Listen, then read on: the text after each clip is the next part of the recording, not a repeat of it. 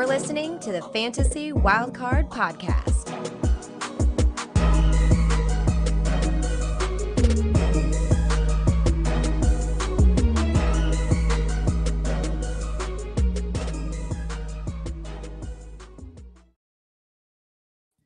Yes, welcome back. It's the Wildcard Dynasty show.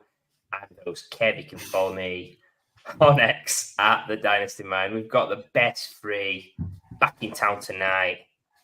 We are going to be bringing you the fire. We've got some amazing topics, amazing co-hosts with me tonight. We've got Ali, first of all. Welcome back, Ali, at FF Dynasty Grill. How are you doing? Yeah, I'm doing really good, thank you, mate. Absolutely buzzing to be back with you boys. You have held the fort down really, really well. Been listening to the shows. The Rewind show from last night was fantastic with you special guesting, Kev. And yeah, just cannot wait to dig into week 2, where all three of our teams are 2-0. Oh, no, wait, no, then they're not.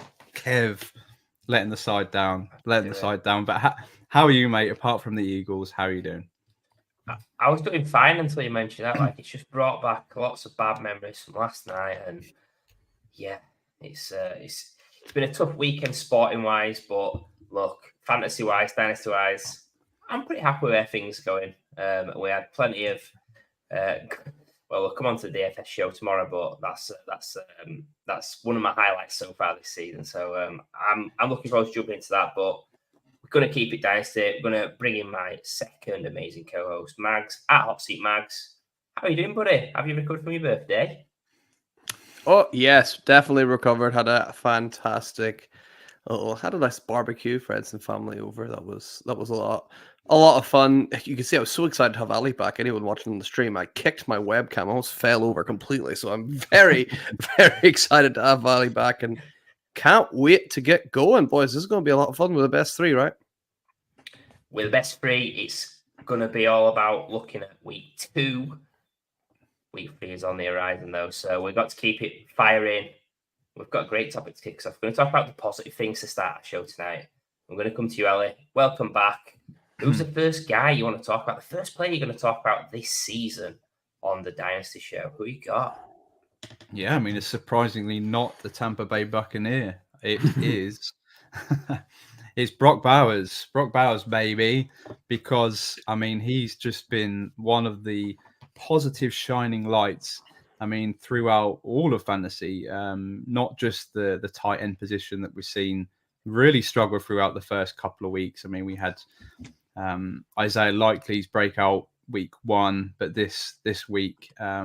there's not been too much to write about. So the fact that we've had the rookie sensation, Brock Bowers, come in on a real sort of struggling Raiders offense, but look just great throughout 2 weeks. In fact, he is the most targeted tight end through 2 weeks, which is astonishing, really, to think that a rookie to come in. And obviously, historically, we know that usually they take time to get going in the NFL, but he's just been unstoppable, and yeah, the most targets through 2 weeks. The tight ends, the fantasy tight end 2, which is astonishing. He's really having a Sam Laporte start to the season. But the thing that impressed me the most, and it's just digging into the stats, the fact that I think there's so much more to come from Brock Bowers and this Raiders offense. So just looking at this week's stats. Outsnapping Michael Mayer, who's still on the field but not being targeted. So 43 snaps to 39. Routes run 28 to 22, and he's out targeting in 9 to 1, which is really what you want to see from if you took Brock Bowers in sort of the middle of the first round in rookie drafts, which thankfully we did because we've been on Brock Bowers all off season. And yeah, the most exciting thing is they haven't actually ran much 12 personnel at all, which is surprising because in the preseason they ran a hell of a lot of it, but they haven't featured it much so far this season. So 42 offensive snaps this week out of 11 personnel and just 15 out of 12. So where they're both tight ends are on the field, which means it's actually either been Brock Bowers or Michael Mayer on the field. So Brock Bowers was out there for 18 snaps. Michael Mayer was out there for 13 snaps in 11 personnel. So the bottom line has really been that it's either been one or the other. But the fact is that Michael May is the one that's been getting heavily targeted when he has been on the field in his limited snaps. And he's producing without scoring a touchdown either. So there's obviously positive regression there. I'm sure these touchdowns will come. He's also been featured on the injury report all season so far with a foot injury. He's been limited every session. So is he even 100% healthy yet? It's really exciting for me if you've got him in Dynasty. So pre-season, he was my Dynasty tight end 3. I think he's similarly for you as well, Kev. But I think I still have him at tight end 3. I'm not going to react too much to the first 2 games, but he is in that top tier now with Laporte and McBride for me, just because of just the amazing start he's seen. And I just think it's something that's going to carry on into the season. So, yeah, really, really feeling bullish about Brock Bowers. So how do you boys feel about Brock Bowers through 2 weeks? Not shocked at all. I mean, just the whole preseason, I think we were kind of wondering, it's like, why is everybody forgetting about how good Brock Bowers is? It's like he got drafted to the Raiders and everybody went, oh man, that's he's a bust. Like, what can we do? It's like, why would it? What? It's like the Raiders is a great landing spot. Like he's got an old Devontae Adams as competition for targets. That's kind of it. Not much else. There's not even like a pass catching running back there that he has to worry about. So I love the landing spot, and he's come in and hit the ground running like we've seen a lot more of these rookie tight ends be able to do over the last couple of years. So I'm not shocked at all that Bowers has come out and dominated as much as he had immediately. I mean, there was argument that could he be the tight end 1 overall even before he played a snap in the NFL, and that kind of hype to be living up to that so quickly. I think it's great. If you turn around, Ali, and you told me, or anyone told me, that they have Brock Bowers as their Dynasty tight end 1 overall, I'm not going to push back. I'm not going to argue. I think he's that good. And he's just showing us what he did at Georgia week in, week out from when he was, 18? Dominated. He's continuing to dominate. And you're right, Ali. This could be the tip of the iceberg because this guy could just get better and better. And like we've seen with rookie tight ends, they do tend to get better and better as the seasons go. So what a great start for Brock Bowers. Yeah, you boys have smashed it. I think no shot Brock, is it really? The fact that he's doing it in his rookie season, we were expecting him to do pretty well to begin with, looking at what it was like as a prospect. And I don't think we're scared with the landing spot. Just look at the draft capital and look at how open that team is in terms of the pass targets. Now, I had to laugh when you was talking about how the market's reacted. He's up to tight end 2 at keep trade cut. Trey McBride's also gone up in value, but Brock Bowers just absolutely shot up in value massively. It just shows you how fast the market moves. Like a guy like Isaiah Likely's tight end 6 or 7 now jumped up massively after that big week 1. So it's not a shock. I think well within his range of outcomes at a mid-season, he's tight end 1 if he continues, especially with how Laporte's doing. God forbid anybody suggested he should sell him at the end of last season in a rebuild, flexible assets, maybe get Brock Bowers and a future second or first on top. But no, don't do that, cause he's got a gold jacket on and he's the best ever. Sorry, Sam. Anyway, I think Brock Bowers is. People will say buy him now, and who's selling him now is the question. Nobody's selling him after seeing this start. It might be one of those where it's a tough. If you're trying to climb, it's going to be a tough one where you have to maybe wait for a dip in form or something along those lines. But yeah, I don't see many trades for Brock Bowers going down in my leagues anytime soon. And we're going to come on to the next guy who, do you know what? I'm really pleased that he's had an amazing start to the season because there was a lot of shade thrown his way, and not taking a victory lap, but us at the Wildcard, we've been above on this guy as well. Max, who are we getting the tables for? You said it, Kev. Devon, get the tables. It's Devon Achane again talking about this guy on the Fantasy Wildcard Dynasty show, but we just love this guy.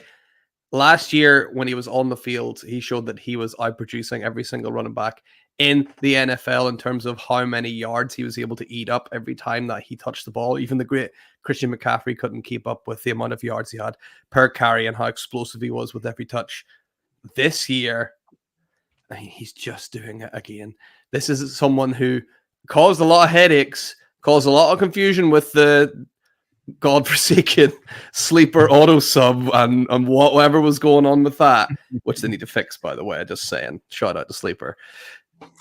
He came in and he continued to smash on what appeared to be, or what was meant to be, a reduced workload.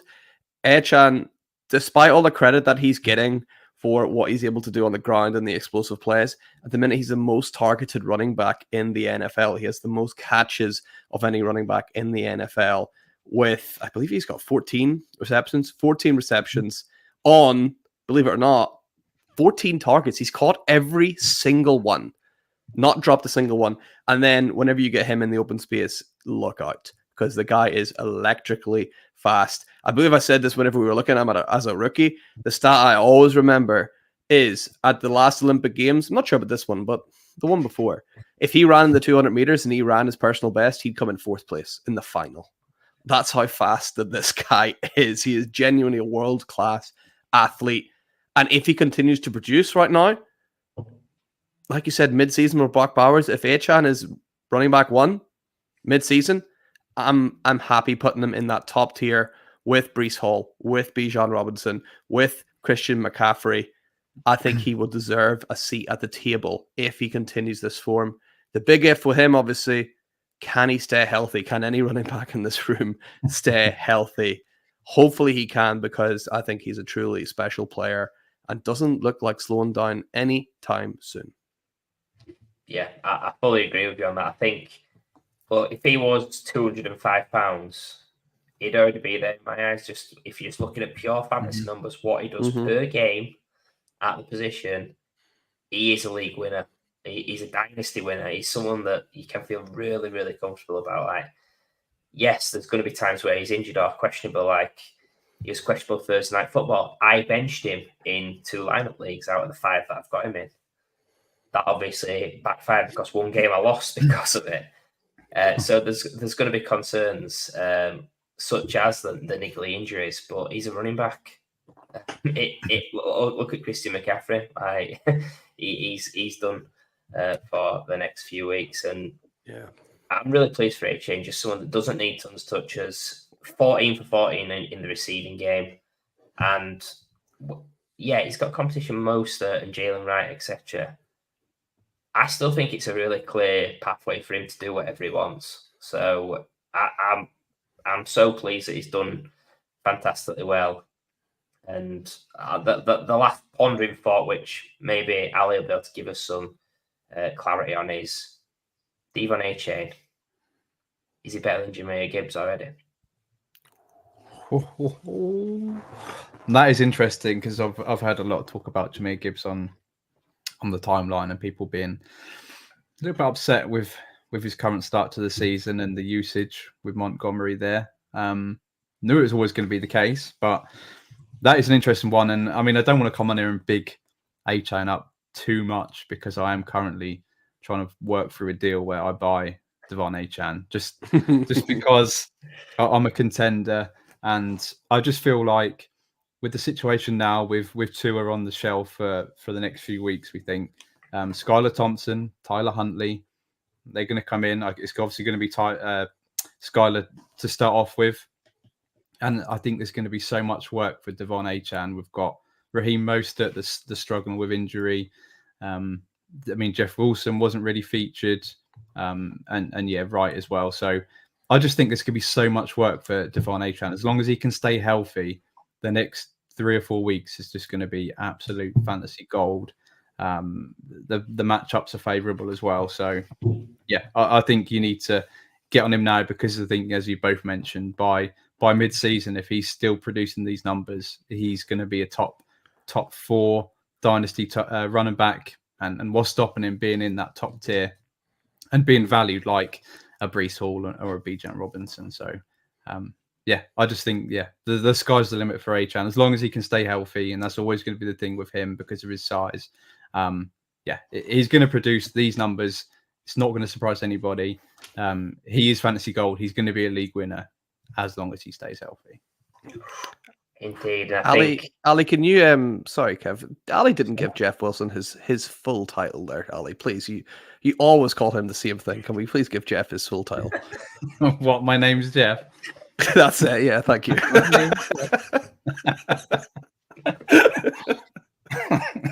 well, on that, I've completely forgot what I was going to say, but it can't be as good as that. So move on to the next topic of tonight. And you know what, we was doing the traffic light game last week, wasn't we? And it got me thinking about what other sort of similar games could we play. And I thought of the red light, green light game.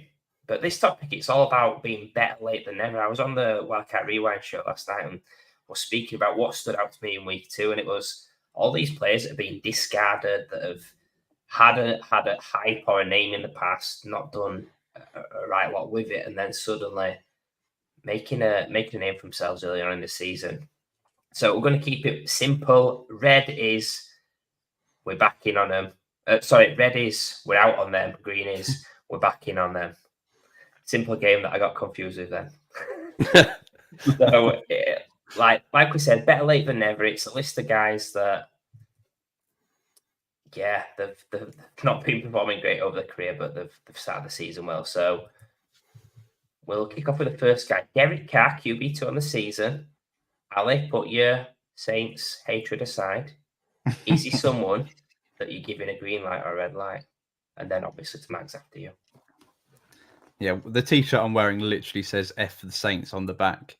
But I'm giving him the green light, and I just think this Saints team, okay, it would look just as good probably with other similarly skilled quarterbacks, but what Derek Carr is doing as a veteran is impressive. Bouncing back, the scheme is just tailor-made to be quarterback friendly. It's like the 49ers quarterback. I think you put 10 other quarterbacks in there, they perform similarly to Brock Purdy. It's the same with Derek Carr, but I just think situation-wise, contract-wise, I think he's pretty secure there.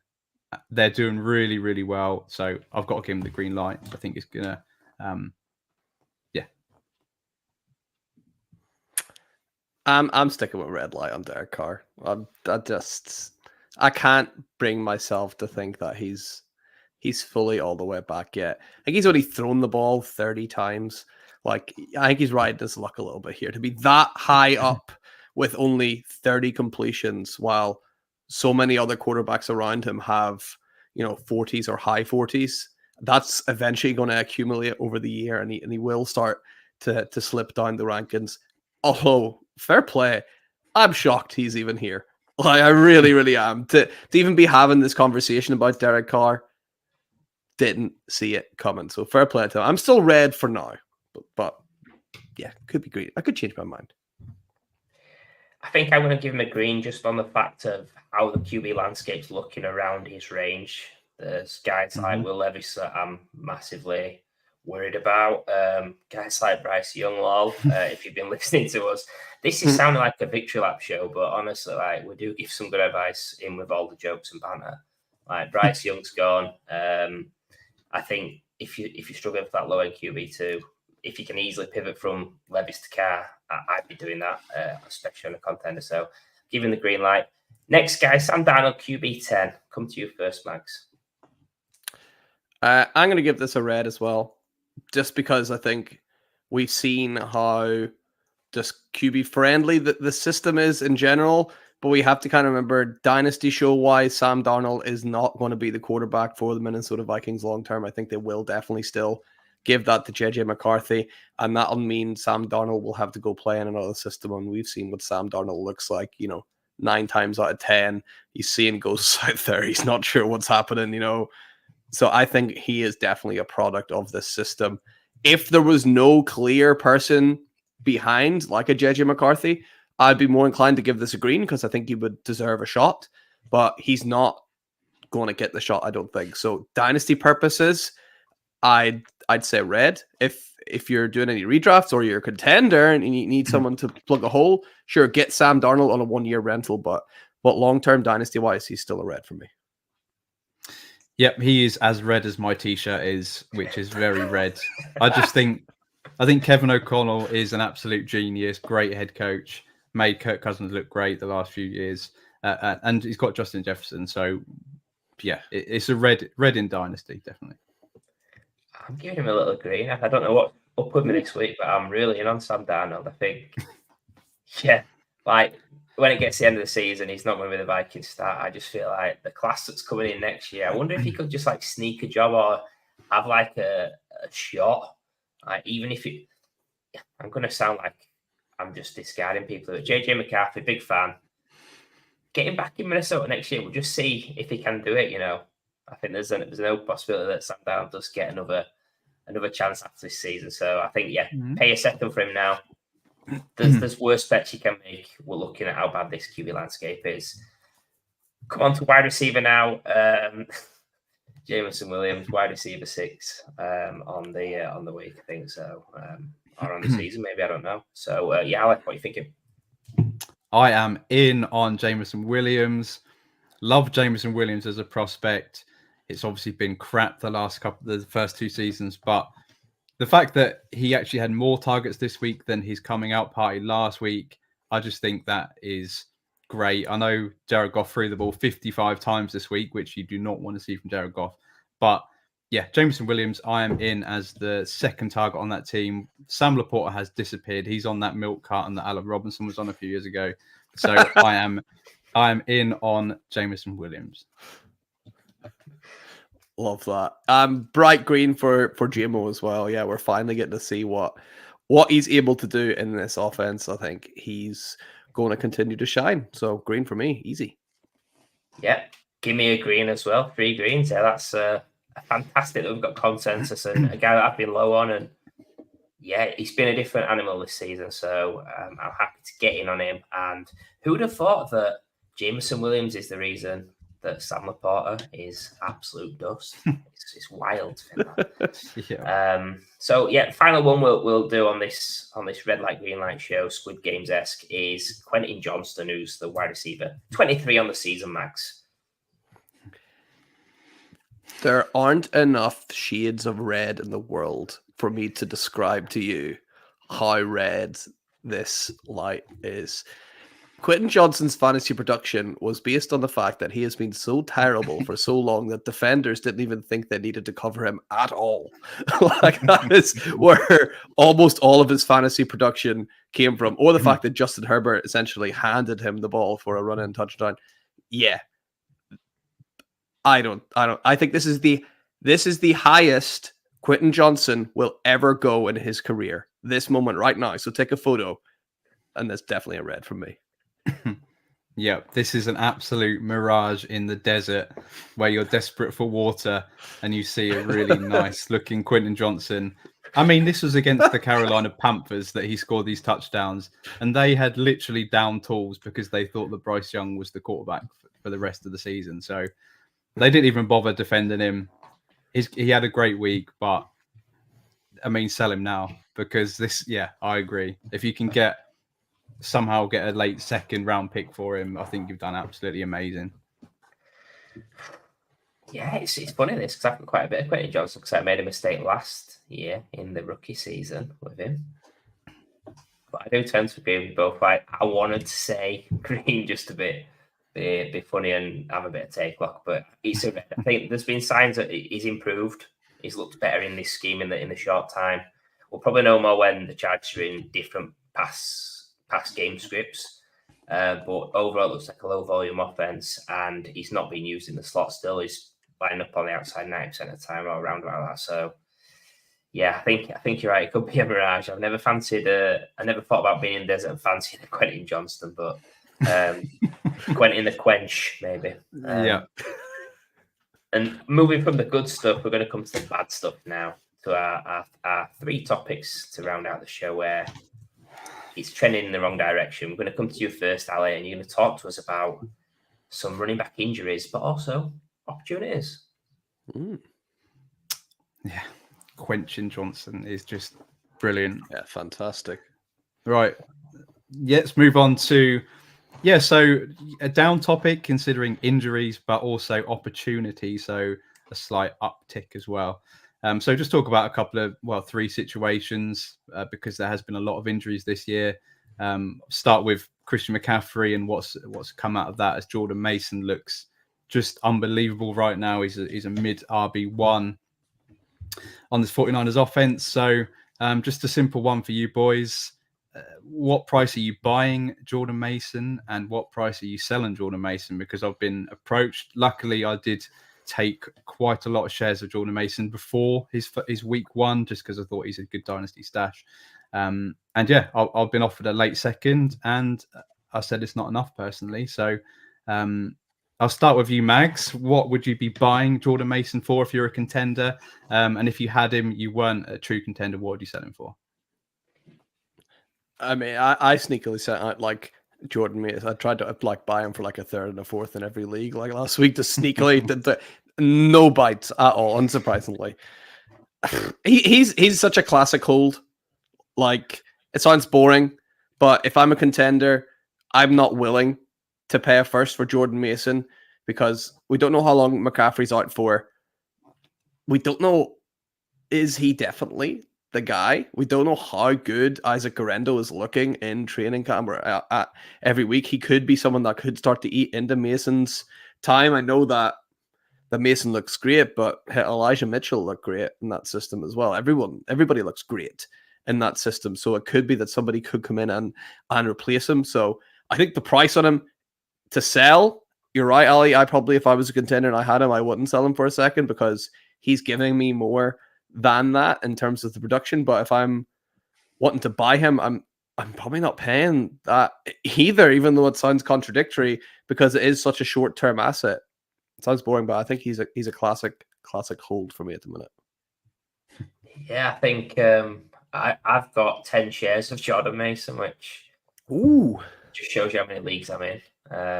So I mean, I've got him in essentially a third of my leagues, we'll say. So, and that he's on the block in every league I'm in. So rebuilding, contending, I've put him on the block and said, if anybody gives me a second, they can have him, and we'll just see what comes in because no doubt I'll be getting like 27 seconds or a third and a running back and stuff like that. Just give me a second and I'll do it. And I think the other way, I'd pay a second because I think there's outs in this where he gets a job next season. He's 25, he'll be 26, which is a little bit older, but he's not got a lot of tread on the tires. And he's had a great, if you look at the backstory to it about where he started and he was on the 49ers and beat out guys, which, you know what, they've turned out to be crap, Trey Sermon, etc. But look, he's on the game day roster now in the league. So yeah, the way he's risen is fantastic, I think. But to answer your question in one word, second. Yeah, I love it. I'm very, very bullish on Mason going forward, at least until week 9. So I think that the 49ers bye is in week 9, and I don't think we see Christian McCaffrey till after their bye week. So if you're getting him for 8 weeks, so another 6 weeks, I would easily pay a late second as a contender for Jordan Mason to be a top 5, top 6 running back. We'll quickly move on to the next one, which is Kenneth Walker has gone down and going to be out a few weeks by the looks of it. So Zach Charbonnet looks like, and this week he came up with the goods. Likewise, if you had Zach Charbonnet, what would you sell him for? And would it be a similar price to Mason? And would you be actively trying to buy Charbonnet right now if you're a contender or not? I don't think so. I think weirdly enough, I think Charbonnet is a better player than Mason. I actually think if you swapped Charbonnet onto that 49ers team, he would look so good. But the issue is, I think that Walker appears to just be the guy, and Charbonnet appears to just definitely be the backup. Walker has been dinged up a couple of times before, but a late second, I would need something back. I would need a third or something back though. But I'm probably just not buying him at all, to be honest. Yeah, smart guy, Mags. I was going to say, if I can get a Charbonnet for a second, and I'll throw a third in my side as well. That's brilliant. Yeah, similar thinking. I would sell for a second with Charbonnet. Any second would definitely get him for the next few weeks.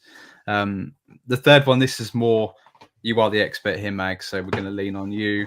Isaiah Pacheco. Can we not talk about it?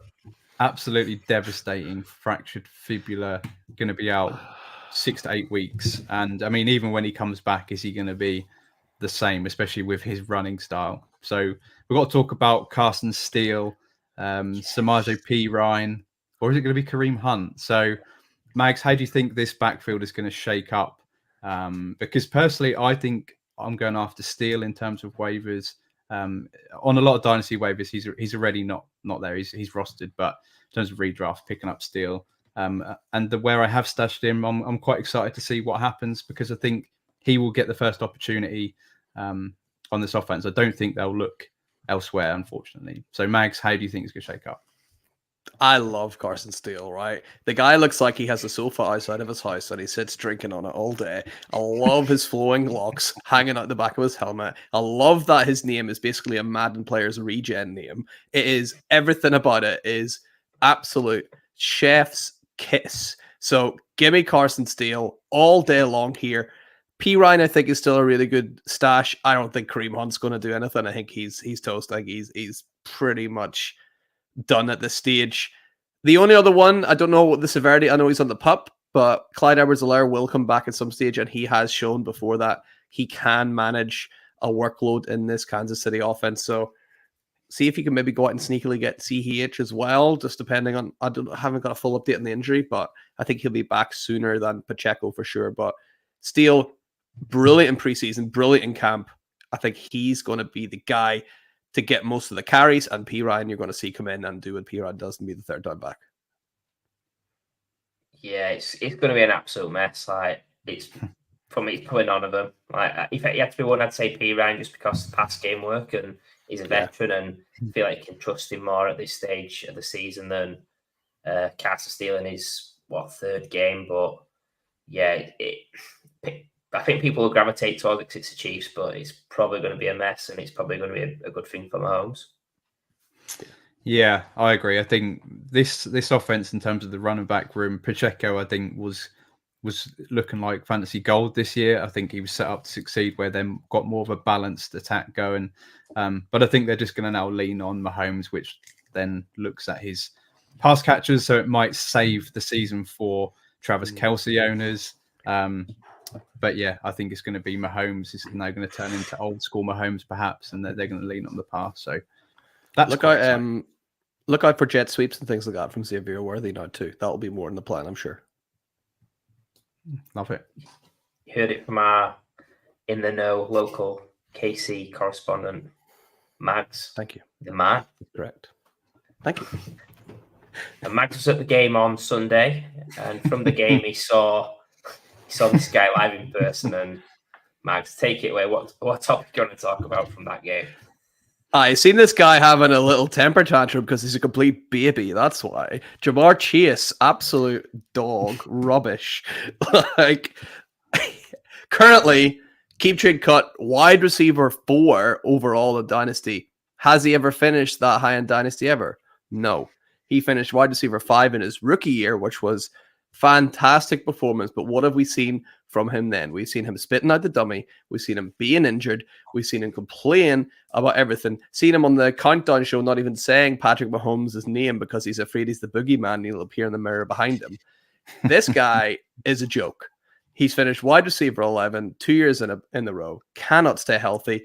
Doesn't look like he's going to re-sign with the Bengals. Is actively coming out and saying that he doesn't want to sign with this team.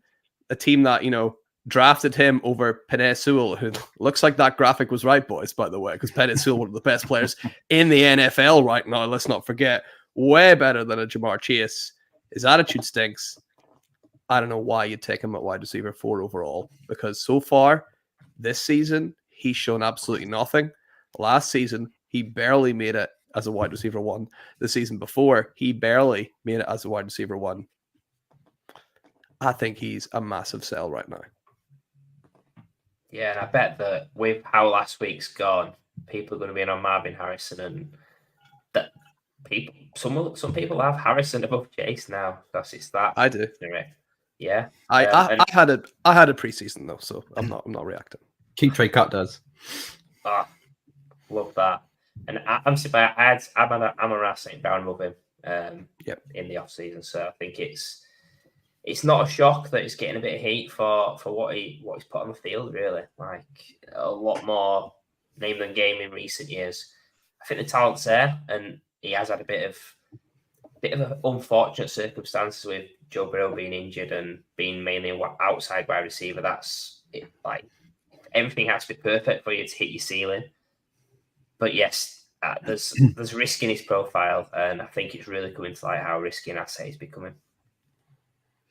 Yeah, just a couple of things. I had a trade offer this week, and I said it's a fair offer. I said pre-season, if you sent me this offer, I would have accepted probably. It was my Nico Collins and a 25 first for his Jamar Chase. And I was bullish on Jamar Chase pre-season, and I probably would have accepted it. But right now, it was an auto reject. I said, I'll keep Nico Collins. So I thought that'd be interesting. Little quick game to play with you boys. It's who do you prefer in Dynasty? So you love your games. I love it. This is interesting. Jamar Chase, Marvin Harrison Jr. Obviously, Mags, you are Marvin Harrison Jr. right now. Kev, are you Marvin Harrison Jr. over Jamar Chase just yet? Not yet. No, I'm not either. Not yet. What about Amon-Ra St. Brown? Mags. Give me St. Brown. Browntown, baby. Browntown. What about Malik Neighbors? Mags. Not yet. Give me a few weeks. I'll get there, but I'll take Chase for now. It's going to be soon. Indeed. And then what about Nico Collins? The way that he started the season. Nico's been amazing, but yeah, I'll still take Chase. If Nico cements himself as Stroud's like undeniable wide receiver one, then we can definitely talk though. I think if you give me a first, I'll do it. So we'll come on to the last topic, and this is a self-titled topic about me in the main, but I guess all of us, it's concern for the older guys. We're going to bring back the traffic light game from last week and bring it into this week's show, but we're going to keep it really brief, really simple today.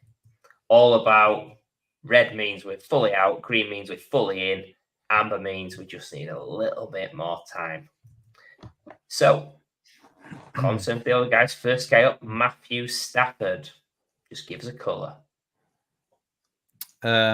Orange, and turning red. I gotta say orange, and will turn green when he gets his weapons back.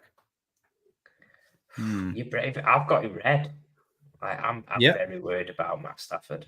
I'll just quickly say I am. I nearly tweeted it out today. I just if you think if these injuries linger, the Rams are absolutely terrible right now. Their defense. If for some reason they don't come back, or the Rams absolutely bomb out of the, they're not going to make the playoffs.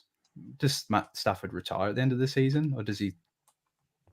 I don't know. Admittedly, I don't really know what his contract situation is, but there's been talks of it. Is he going to think, let's hang it up?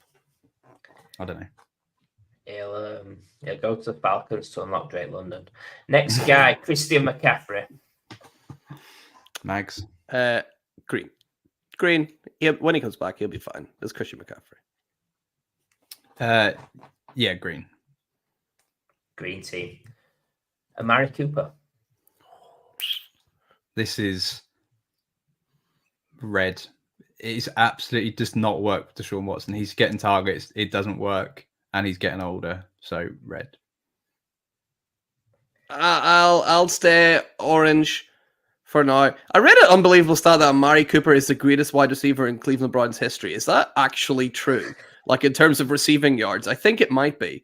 Like that's absolutely atrocious from the Cleveland Browns. Hannah was right. I mean, why would you ever support that team? Like, I'm pretty sure it is. So I'll go amber for now because he obviously has it in him, but I'm not sure Deshaun Watson does.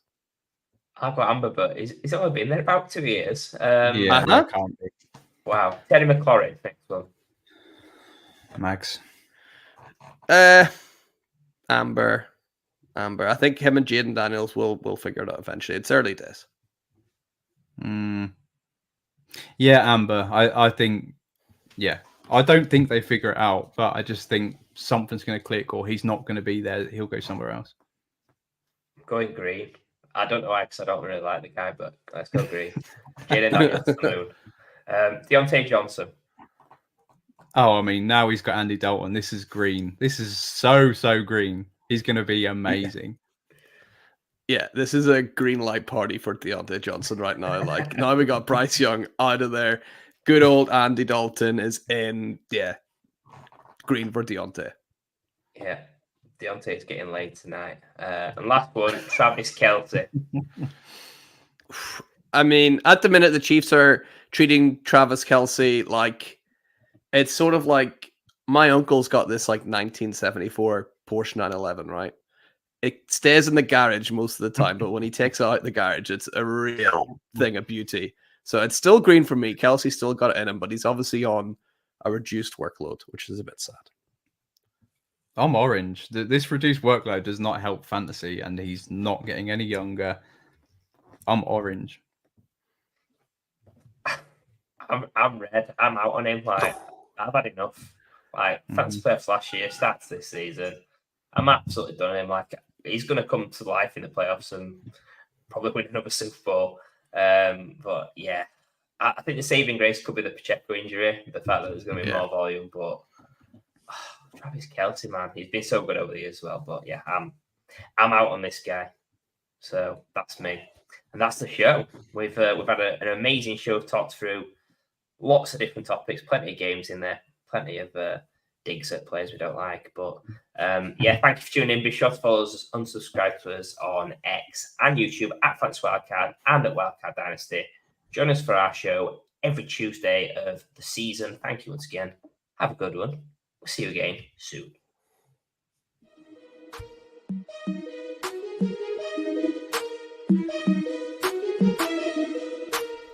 When you have the wild card, you have the power to change the game.